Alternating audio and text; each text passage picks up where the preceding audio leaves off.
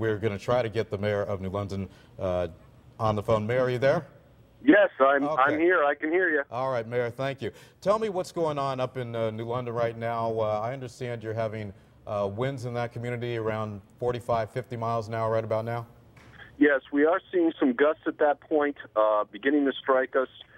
Within the next hour or so, we expect those winds to become sustained. The flooding has begun throughout the waterfront and on the south end of the city. Pequot Avenue has flooded out in two places. That's one of our main waterfront roads. The seawall's been breached at Ocean Beach, Greens Harbor Beach, and at Pequot and Montauk Avenues. This is what we expected about this point. The initial surges this morning were right on track with state projections, and the surge predicted for tonight at high tide at 10 o'clock p.m. is an 8.8-foot storm surge. And our high tide is a full moon high tide. So this is going to be a very significant amount of water coming into the city, which is why we've had mandatory evacuation orders in effect for all of our low-lying areas. We have our shelter open at the Winthrop School on 74 Grove Avenue. Mayor, can I jump in first? Mayor, can I jump in for a quick second? Sure, go right ahead. How many people have you had to move out of harm's way up in your community so far? We would estimate it at a couple thousand.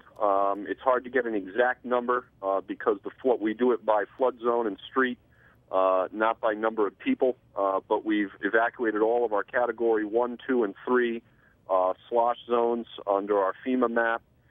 Those are the areas that were affected by the mandatory evacuation. Many people are going to stay inland with friends and family, and we're grateful for that. But we do know that some people have chosen to remain behind. And we have had reports of people down by the water. The New London police are now going down there, and we're sending out notice that we will begin arresting people, if need be, to get them off the beachfronts. And we're doing everything we can to encourage people to leave their homes if they're in those low-lying areas. So if need be, you're going to have police officers physically go in and take people out of these houses? If need well, be. At the very least, take people off the streets and off of the beaches. We won't be able to. We simply don't have time to forcibly go or physically go to every single home and do the same. We have utilized every means of public notification since Friday to urge people to leave these zones. It was a voluntary evacuation order on Friday. It went mandatory on Saturday. We have an Everbridge alert system that does robocalling. We've hit every house. We've had crews go door to door. We've used our other social media and websites and media outlets like yours to urge people to leave these areas. But once the winds pick up and once the remainder of these streets flood out, our emergency personnel will not be able to get to those zones. So if people get flooded in and the power goes out, they're going to be stuck there for the duration of the storm.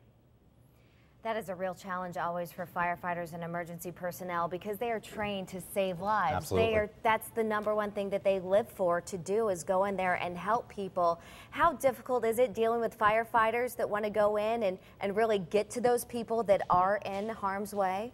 Well, I can tell you that our emergency management personnel here in the city of New London are amazing. They have been working round the clock.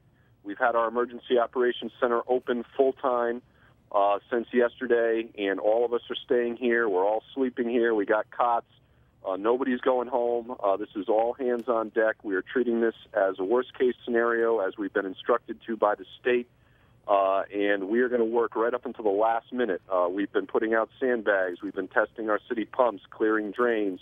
We've even had some line crews down from CL&P working with our Public Works Department to remove tree limbs that we know might be a danger to power lines even before the storm hits. So we've done as much preventative action as we possibly can, and I have nothing but the highest praise for our emergency management personnel. They have been performing tremendously under difficult circumstances.